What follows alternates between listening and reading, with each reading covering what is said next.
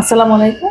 আমি doctor Kamrun Nahar, gynaecologist এবং fertility specialist. নিয়মিত চেম্বার করছি প্যান কেয়ার ফার্টিলিটি সেন্টার এবং হাসপাতালে প্রতি শনি, সোম, বুধবার সকাল 11টা থেকে দুপুর 1টা পর্যন্ত। পলিসিস্টিক ওভারিয়ান সিনড্রোম একটি বার্নিং ইস্যু। এ রোগে ভুগছে একেবারে কিশোরী থেকে পেরিমেনোপজাল এজ পর্যন্ত।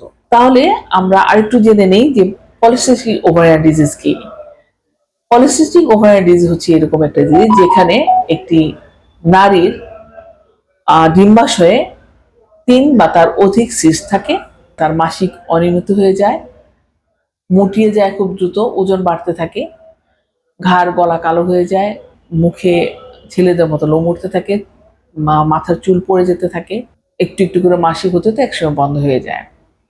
এই সমস্ত ক্ষেত্রে আমরা যেটা দেখি যে অনিয়মিত খাওয়া দাওয়া, অনিয়ন্ত্রিত জীবনযাপন এবং স্ট্রেসফুল লাইফ, এগুলোই এটার মোট কারণ।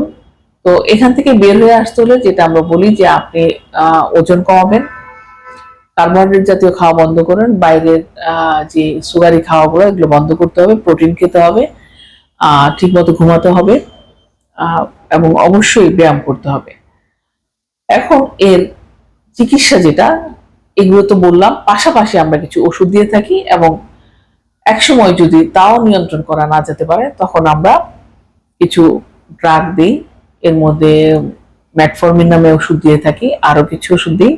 পাশাপাশি আমরা অপারেশনে যাই, ল্যাপারোস্কোপিক ওভারিয়ান ড্রিলিং করি এবং তারপর আরো কিছু চিকিৎসা থাকে, যেমন আমরা ওভুলেশন ইন্ডাকশন ড্রাগ দিই, তারপর আমরা কিছু ইনজেকশন দিই এবং কারো কারো আমরা আইইউআই পর্যন্ত করে থাকি। তবে এই রোগ প্রতিরোধযোগ্য, যদি আপনারা নিজে সচেতন হন তাহলে এই রোগ থেকে খুব দ্রুত বের হয়ে আসতে পারবেন এবং যারা মা হতে চান তাদের মা হওয়ার জন্য কোনো বাধা থাকে না।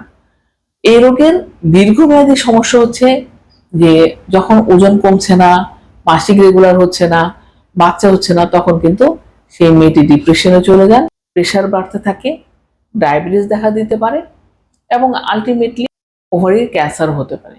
কাজে এখনই সময়, আর দেরি না করে সচেতন হন, লাইফস্টাইল মডিফিকেশন করুন, সুস্থ থাকুন। ধন্যবাদ সবাইকে।